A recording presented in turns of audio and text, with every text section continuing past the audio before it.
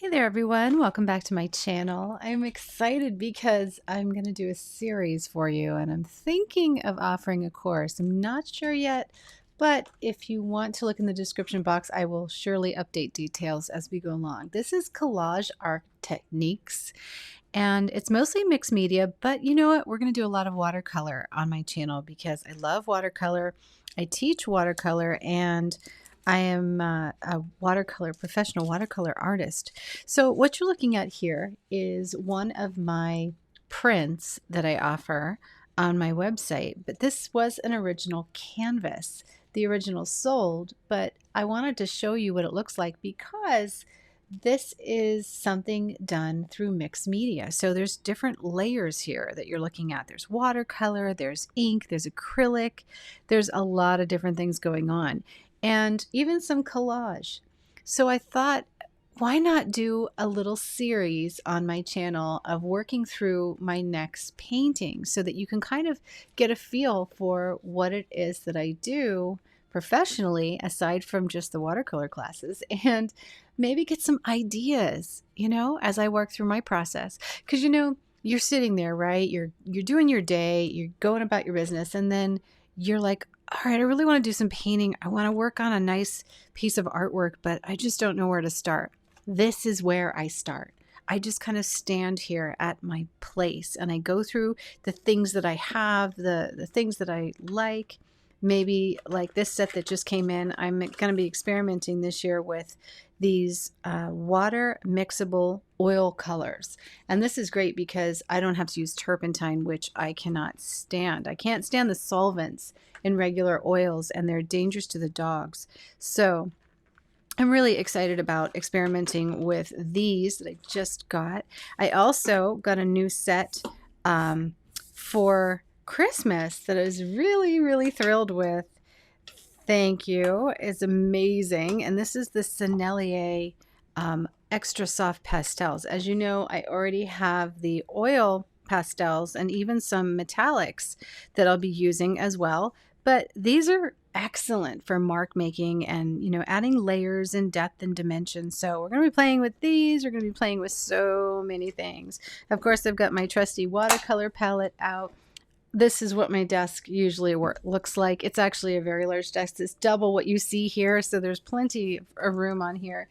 And I have drawers and things underneath. But just to give you an idea, let me give you a couple of little glances at some of the other artwork that I've done in this series. So this is the wall behind my art desk, and these are prints from my professional series of different things that I've done here. So I keep these on hand just so I can look, and all of these are mixed media pieces. So everything you see here is just a print of the original, and I pretty much have sold the original because they go to galleries, and I've done really well with them. There's a ton of them. This is just a small amount, some of the ones that I just really enjoy, and I just kind of keep them close because I know I'm going to be doing more building out on the things that I learned as I did these. And they were so much fun to do. They go all the way down there. So there's a ton of them and they go right along the wall, which is a very long wall where all my desk and everything is. But I wanted to show you what can happen when you start doing collages, mixed media, and just playing in the studio. There's so many things you can do with them. And if you like portraits or flowers or whatever landscapes, this is going to be a really fun series to do because we're going to just kind of incorporate and play, do some mark making and use different things and have a good time with it. Okay, so now that I gave you a little tour, let's set this aside. And stencils. So stencils are really fun. I get these on Amazon and I actually just got this new one. I'll probably break these open at some point here. But stencils really are exciting because what I use stencils to not only do some layers and kind of like add some dimension or maybe some textures to the backgrounds, but I can also lay them over pieces and actually delete some color. And they've been really effective, especially on watercolor. Now that of course won't work with acrylic. With acrylic, you have to, while it's wet, just kind of like use a briar, which is a roller, or you use like a sponge, or, you know, a stiffer brush, like maybe something that is just a little bit stiffer, you know what I mean, to do the stencils. And you want to work not super, super wet. Like even with watercolor, if I'm going to do watercolor in a stencil, I put it down, but I'm really using like almost a dry sponge to get the watercolor on there. I typically will lift rather than apply using watercolor in these. But you could use like different things, like the pastels would work on this, you know, and just different ideas. But we'll go through in this series and play a lot with stencils like this. I just wanted to bring them out and show you how fun that they can be. And it's great to have and collect these. So they're really not expensive. I just, anytime I see like lace stencils or animal print stencils, or even like some flower stencils, I think it's really fun to pick those up and keep them on hand. And so that is definitely something we will revisit, but wanted to mention it.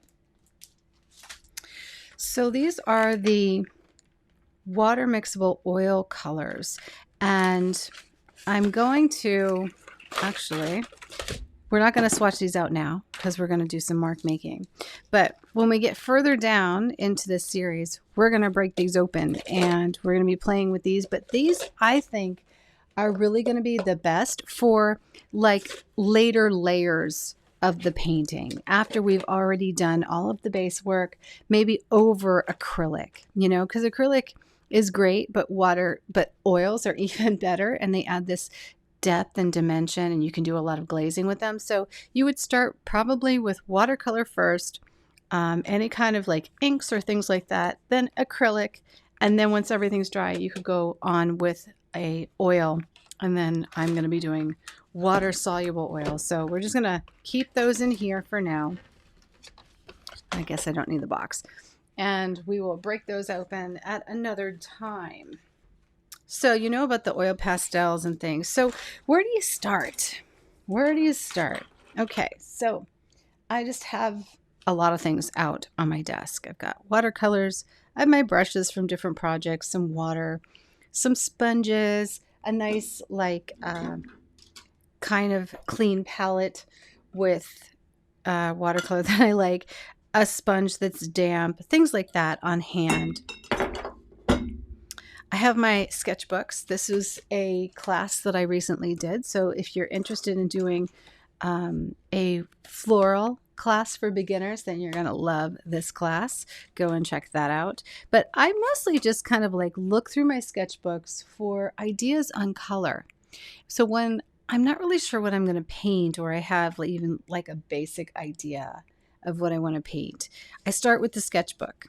And I look back at these sketchbooks and I think about the different colors and the combinations that I used to achieve these. And I start to think, well, you know, I really love what I did here. So this is where I'm at right now with the gold and the blues. But I also like these beautiful greens and how they granulated. And that might be just a gorgeous way to start. Now, this was actually some things I did with Schminke because I wrote notes in here. So I've got the deep blue by Schminke, the sea green, the mixed with indigo and sea blue. And by doing these little projects in your sketchbook all the time, like, you know, try and do a drawing a day, even a quick drawing, you now have this beautiful catalog of trial and error, you know, just things that you've done, things that you played with, and the colors that you used, and they're all listed. And this is so valuable because you will never in a million years remember all of this stuff. Even if you only have 3 colors in your palette, you're going to do so many different combinations and shades and shadows of them and use them in different ways. And you'll want to remember some of that, you know, so your sketchbooks will eventually become this amazing catalog of color and art and technique. And you can make notes and you can, you know, do color swatches on the bottom of things, and you can evolve whole paintings just from a sketchbook. Now, don't look at my sketchbook and say, oh my God, our sketchbook is so pretty. Get your sketchbook to be as ugly as possible. A lot of these were tutorials and classes that I taught, but typically I like my sketchbooks to be super, super messy and just filled with all kinds of ideas. I typically go back in and I write different notes here. I even will like go and, go through with ink and different layers and acrylic and, just constantly add to my sketchbook. It doesn't just stop right here with this, like this was a big, like just mark making, scraping and, trying different things in development of a background for one of my larger pieces. And I was testing out color combinations and seeing like, even if there was even just a little area that I liked that worked out, and it's not necessarily the whole piece, but maybe it's just a slice, you know what I mean, that works out, that you keep moving forward. So that's one of the ways that you can use your sketchbook and kind of evolve and develop moving forward. So I'm going to play with this while we're here. And oh, by the way, I just want to mention, remember how I talked about in another video, I talked about the different papers and how they change the colors. So a lot of you guys use different papers, and many of you will buy like a really cheap paper. Like this is the Fabriano.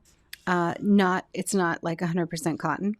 And as you can see, I just want to point out, this is the same color as this. So on 100% Arches paper, which I made this sketchbook myself for those of you who are just learning about me for the first time, this is the exact same color. This is Quin Gold and that is Quin Gold. So on the cheaper paper, you can see where this does not work. It really doesn't. And same with the indigo. This is the indigo mixed with the blue Mayan genuine, and that is the same thing. Look at the color difference. You cannot get the bright, beautiful colors. Same with this right here. I had to use a lot. I actually had to introduce the sienna red to this in order just to bring in the vivid colors. And as you can see, this is not bad, but they definitely, like, look how washed out everything is. You have to go so much darker. And then as a result, if you go really dark, you end up way too dark. So it really does throw off your ability to paint and focus on other things when you're focusing on, what this dry is going to look like. You know what I mean? It definitely dries lighter. I get my watercolors to be so, full of color and depth and really deep. And I'm not doing anything else other than just using really good watercolor paper. So one pad of this is actually like, I don't know, like $19, and you can get it on sale too. And then you can make a sketchbook that gives you like 48 pages. I mean, it gives you a lot of room. So if you're a beginner or you're just working things out, I would highly advise you to make your own sketchbooks with great paper. It saves you so much money. Just make a bunch of them. I make them and just, I love, love, love them. And as you can see, I fill them up like crazy. I never feel like I really run out of pages. You know what I mean? And it's so, so worth it. And you can even like inside your sketchbook, you can even add like extra little pages, like little sleeves. Like if you do something on scrap paper, you can tuck other things in. So you're never really out of space in these, and they're so worth doing. Okay, so just to make it easier, I'm going to start developing a color palette and also thinking about shape and form of something I might want in my background. So I had this idea for like having a woman looking into a sunflower or just sunflowers in general. I don't know. But so what I wanted to do was just kind of take my ink here and just start kind of making some basic shapes of what that sunflower might actually evolve like. Now, in an actual piece, a lot of things can happen, right? So things like a cutout can happen. Like I might cut out the shape, perhaps. I might just use this as a template and redo my shape on a canvas. If it's going to remain watercolor and I don't actually mix it into an acrylic, then we're going to use it as a collage piece, right? And we can actually cut this out and we can add it to the canvas. There's so many things you can do with it, but the whole idea behind what I'm going to do right now is just to think about color. I'm going to take the tape off because I don't really need the tape. Is to think about color that I want to evolve on this bigger piece that I have ahead of me, and different shapes or ideas, you know? So as a second shape, I'm thinking of maybe like we're kind of going to evolve the center of, you know, the round center of a sunflower. And then I'm thinking I'm going to put these really, really big sunflower leaves and leave some, you know, white space in between. So I'm just kind of marking up the paper for that reason. I'm marking it up so that I just kind of remember what it is that I want to do here. The other thing is color. So I know that I've been playing a lot with this beautiful turquoise, right? So like cobalt turquoise, I'm going to put in here just to make a note. I'm going to get rid of this so I have more space. I'm also thinking about going back to this indigo. I really, really love the color, but maybe just as a small way to get in like the darks, you know what I mean? So a list indigo, and then I'm thinking of a phthalo, right? Like maybe using a helio turquoise or a phthalo turquoise. So let's take a look at what phthalo turquoise would be like in this piece. And then as far as the yellow, I'm thinking I really loved this combination, which was nickel azo. And I'm writing this down right now because I have a direction. It just kind of gives me a direction. I used Hansa, right? Because it was like the lighter version. I used a little Aussie gold. I know this is going to seem like, wow, that's a lot, but it isn't really. It just kind of gives me some different things to think about. And I used Quin gold. And those were the basics of what I used in this piece here. So we're going to use them a little bit differently here and just see how it goes. So first I'm going to use a brush that is way too big for me. And the reason why I do that is it keeps me really loose and it allows me to add the colors very similar to what it would be like on the canvas. So if the canvas is very large and I'm using a very large brush in proportion to the page, that's where we're at, right? So I don't want to like use a teeny little brush because it kind of locks me down and doesn't free me up into, into the styles that I like to paint most. So let's use our watercolor here to begin with. So we've got ink on our thing. And I was sparingly with it. I wasn't really like crazy with ink. You go a lot harder if you wanted to, but I kind of want to evolve this slowly and we can always let it dry and, you know, do another layer. First, I want to start with the yellow. So I usually start with the lighter color. So I'm just going to take some yellow and I'm going to spray my page here just so that I can get it loosened up a little bit. And I'm going to add a little yellow into the center. I'm going to probably do some yellow streaks here and just kind of like really lighten them up. I'm probably going to do some more yellow streaks here, go a little bit around the center here. We actually might even just do that. Go a little bit out on the sides. You know, I mean, this is like a really cool yellow. So it's not something that I ever get stuck with because I can literally wash this down really, really easily, you know? And I kind of like this idea of streaking everything away from the sunflower, almost like it's part of some kind of explosion, right? So that's where I'm at with the yellow. Let's go to the next one, which is my darker one, which is nickel azo. Now, nickel azo in a little bit fuller strength gives you that warmth that that I like so much. And that's what I tend to use it for. So as you can tell, I added it there, and it just gave me a little bit of warmth. So I'm just kind of bring it around, but I want even more warmth in the center of my sunflower.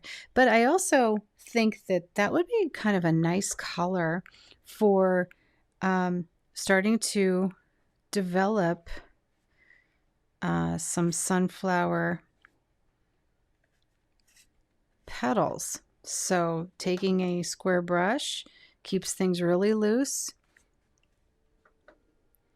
And so there we go. Just started to think about how we're going to have all these petals out. Isn't that pretty? And here too, we can strike them out. Got a lot of yellow there. Looks beautiful so far though. Then I'm going to go to my Aussie red gold and just going to start adding a little bit more while this is wet and let it just kind of bleed out. I really want it to bleed. I really don't want this to look too painterly, so I can even, because this is the sketchbook, we can even let this get a little bit messy. And if it feels like it's just a little bit, I want a little more light in the center, then I can just bring some away. But I kind of want this to just kind of bleed out, and we're going to go even darker eventually. So will I use some here? I don't know. Maybe. Let's see. See what that looks like. Remember, this is the time to play, because this is before you hit the canvas. You know what I mean? This is where all the really fun madness happens. I love to do the sketchbook stuff. So when I said I was going to do this, mixed media, like kind of sketchbook zone on my channel, this is what I'm saying. This is fun. When this dries and we start really marking this up, wait till you see what happens. So I'm adding this Quin Gold now to give just a little more directional dimension to the base of this like little sunflower here. And I'm thinking maybe, I don't know, I kind of, on some of these, I might just give it a little slosh of that.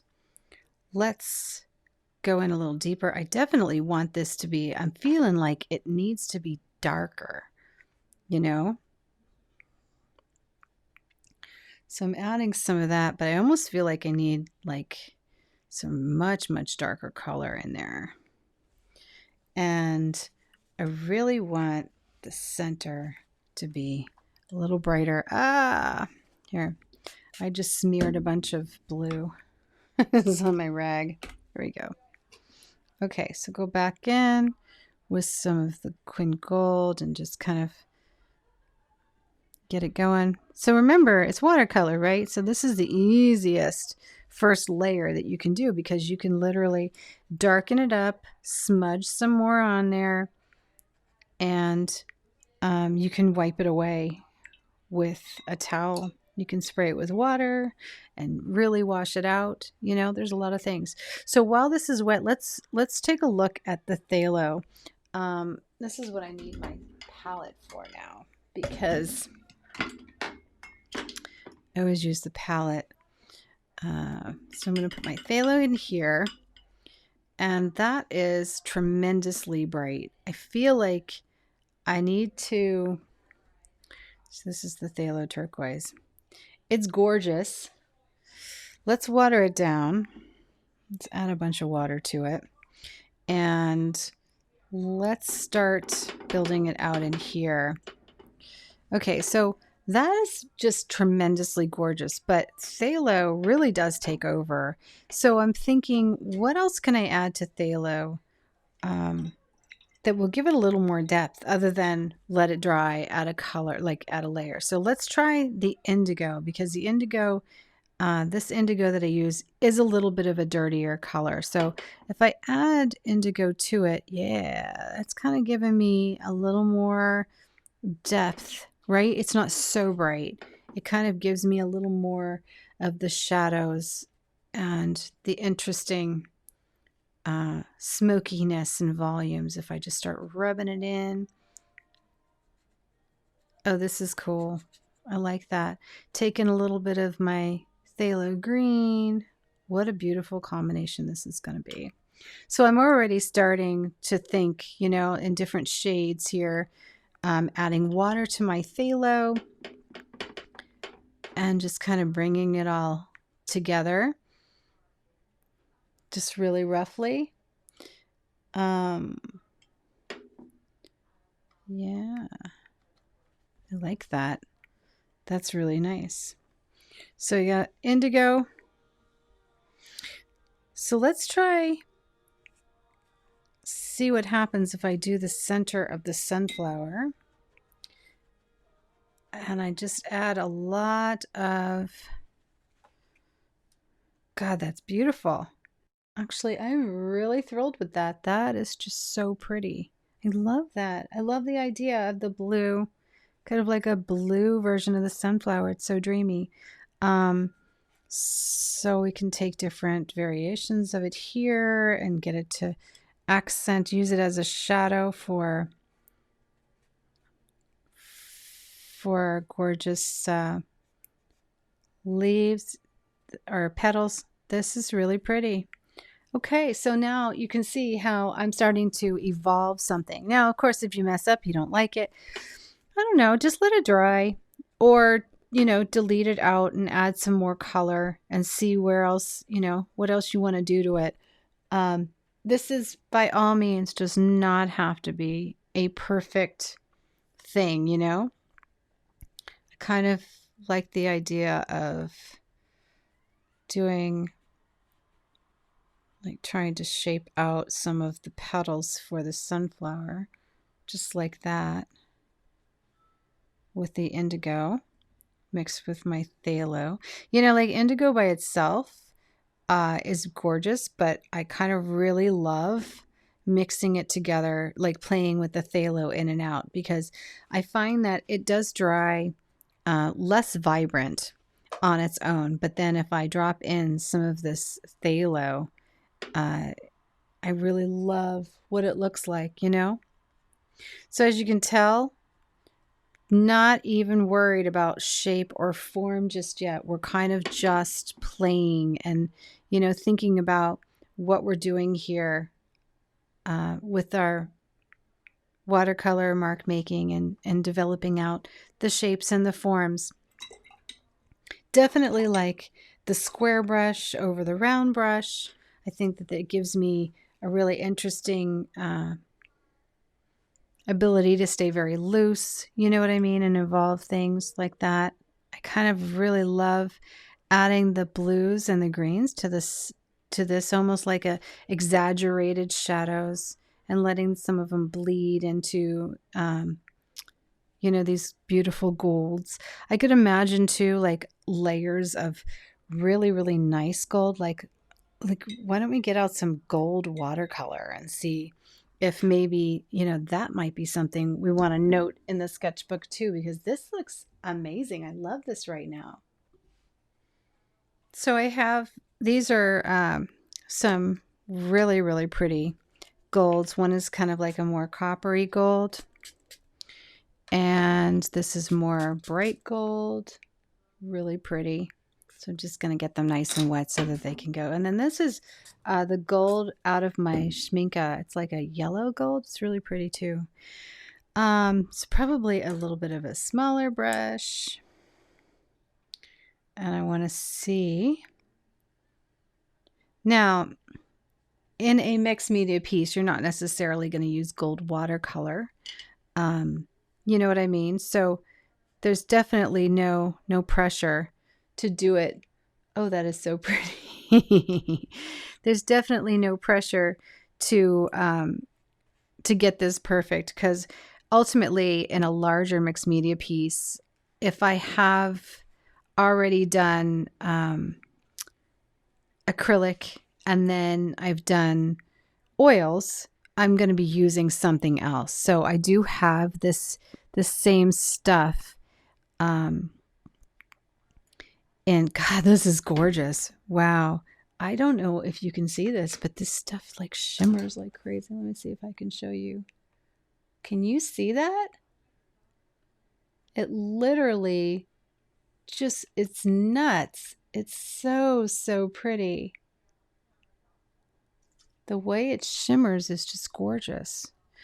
Okay, that was the Schminke one. This one is by Komori. I think it's a Japanese one. And actually, it looks just like it. Maybe not as transparent. It has like, I don't know, it has a little bit different texture. I would say that the Schminke one is a little more fancy. This one is not as fancy, but still really, really beautiful. So what I'm doing right now is I'm just kind of like using it to, you know, to break through the watercolor and just add some gold and glimmer and accent my petals. And then I'm going to just dump in some of this copper into the center. Really like that. And even like maybe drop in some copper here. It's really pretty. So I'm going to make a note that I used some copper and I used some gold. So over here, we used copper and gold watercolor. Okay, so this is beautiful. So I really love this palette. So this is how I get my ideas. You know, I get my ideas for watercolor, but then also for mixed media. And this is where I start. I just wanted to kind of like walk you through this process as I go through it myself, because I'm working on a few bigger projects and I thought this would be really interesting for you to see them evolve on the channel. So we're going to stop here for now. This is going to dry, and then the next video I do will be, you know, the next level. So we'll probably mess with another kind of media and, you know, keep going and building until we get to the final spot where we're actually starting on canvas. But I'd love to know what you think of this series, and if this is something you really want to see and you'd like to see me evolve these things a little bit more. I just love doing things in my sketchbook. I think this is so much fun, and this is, after all, you know, where it all starts. You can see how we just, oh my goodness, we did some really cool stuff here. I've got a listing of the colors. I can always turn back to this and know what I did here and just remember what these beautiful colors are like. Another thing I want to remind you is, if you're using something that has a different shade when it's lighter, you might actually want to just put that on, you know, like paint it as well on your page in the different strengths, kind of like you do with swatches. Because sometimes I mean, not anymore, but I remember in the beginning, I would go back and be like, what was that color? Not realizing that it actually was one of the watercolors just watered out, especially when I have a lot going on, you know? God, look at this, how this is evolving. This is gorgeous. I love this like beautiful tie-dye effect with the, see, we would not have gotten that if we wouldn't have used the phthalo turquoise. It was the phthalo turquoise mixed in that brought out that gorgeous brightness of the blue. If it weren't for, this is the beauty of phthalo turquoise, is it really does take over even in your glazes. See how I'm just putting it over the blue, and when it dries, it's going to dry a lot prettier and brighter, rather than having a very dusty look. Like this indigo that I'm using here is by Winsor Newton. It's a beautiful indigo, and you can layer it, and it really gets very, very dark. It's very inky, but it also will dry kind of like with this matte finish. So it's kind of nice to use as a base if you don't want anything shiny. And it's also good to get this kind of effect, right? Where you don't want it to really be the main focus of a painting. You want it to drop back. So all these little things will be things that you want to note in your sketchbook as you get used to your colors and you play. Remember, it really takes like 100 sketchbook pieces to really kind of evolve your style and start to figure out what you want to do and really like loosen up your hand and your momentum and start to get you really flowing and in that motion of art. So I highly recommend that you fill 48 pages of your sketchbook with different ideas and things, and then browse through and look at them before you really push yourself to do, that perfect piece of artwork. Because until you're really able to have fun and loosen up, you can't really produce a great piece of artwork moving forward. You know what I mean? Does that make sense? All right, that's enough for today. I'll come back and see you guys on the next one. Thanks for subscribing to the channel, and come on over to my group page on Facebook, because that's where we keep having these conversations. Happy painting, guys.